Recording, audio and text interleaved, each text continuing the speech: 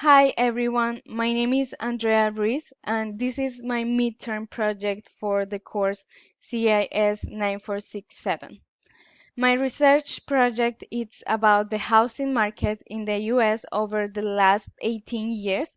We are going to find out how the housing market in the US reacted to economic events since the year 2000 and what are those macroeconomic factors that influence the most the housing market. These questions will be answered as we proceed through the project findings. We know that the housing market can have many swings, creating either a seller's or buyer's market, and these swings can be result of macroeconomic factors such as the interest rate, unemployment, personal income, GDP, among others. The data that I have taken for this project comes from multiple sources. First, the source for median home value per square foot and home value increases percentage figures. I pulled them from Zillow database. The GDP and consumer income is provided by the Bureau of Economic Activity that actually broke down the information into metro areas for a further analysis. And the houses starts and housing index come from the Federal Reserve Bank of St. Louis. The unemployment rate comes from the Bureau of Labor Statistics.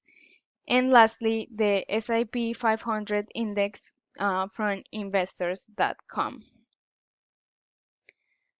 After I extracted all this data into Excel from the different sources, I started to build the dashboard by visualizing exactly what I wanted to analyze. So first, in this corner, I wanted to analyze the housing market from a top-down level by examining the house starts data. This chart basically reflects the number of privately owned new houses that have started uh, during the period from 2000 to 2017. From this pie chart, the sections of the United States with the highest growth can be seen quickly by clicking through the years with this slicer. For instance, as we go over every single year, we can see that the region with the highest percentage of housing starts in the US. It's the Southeast, with almost a 50% every single year. Then, this column and line chart allows to compare the median home value per square foot against the real GDP per capita and the personal income per capita.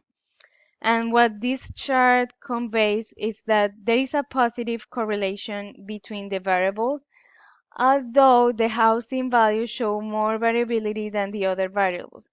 As we see here, these two follow each other more equally. Meanwhile, the median fluctuates a little bit more. Now, in the median housing value per square foot chart, I have taken the top 10 metro areas along with the US. And to narrow, for this, we can see that the fluctuation is pretty clear, with the flow starting at the end of the internet bubble proceeding through the financial crisis and into the current bull market. Also, this chart is linked to the region slicer, which allows to see that not every city recovered at the same rate and allows to narrow the focus to specific areas for a more detailed view of growth over the years. So, for example, I can click here Los Angeles and I will isolate just this area and can see in a better way what was the behavior during the year. This is also a slicer for a rank of the metro areas. So if I want to have the top 3 metro areas, I can just select from here and I will find the 3 metro areas, which is linked with this chart. Now, a good way to visualize the housing market trend is by using the housing index and the S&P 500. And here we can see that although they're similar, somehow similar in trend, they don't follow each other necessarily. And another crucial piece of data for the housing market is the percentage increase and decrease in home values during a period. Here, I have analyzed the data in two different ways. First, with this chart that shows distinctly the increases above the axis and the decreases below the axis, and allows to see how dramatically the housing market can fluctuate. This chart is also linked to the region slicer, so if I want to see just New York, I can see the trend. The same thing that if I want to select the United States. The other way to analyze this data was through a heat map. And this heat map uses Power Maps functionality by plotting color blotches across the map, in this case, the United States. And here we can see a time span of the last 18 years, and it changes chronologically as the color of the cities change, as well with the housing market.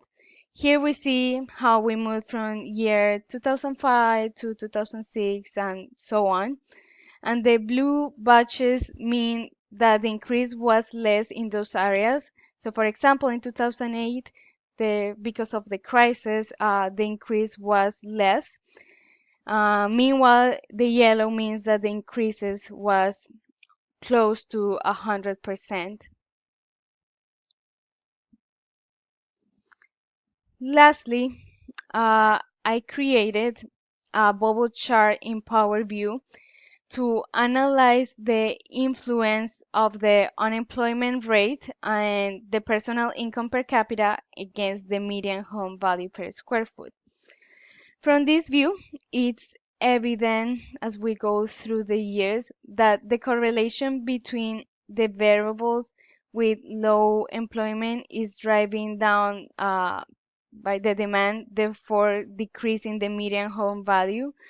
Besides, of course, the outliers of New York and Los Angeles, which are very expensive cities, and not even a relative high unemployment rate drives down the value of the housing. We can also play the whole chart through the years, and we see how was the trend. By doing this project, I learned more about the dynamic tools of Excel, such as Power View and Power Map, which I believe are a great tool for the visualization of the information. I hope you like this video, and thank you so much.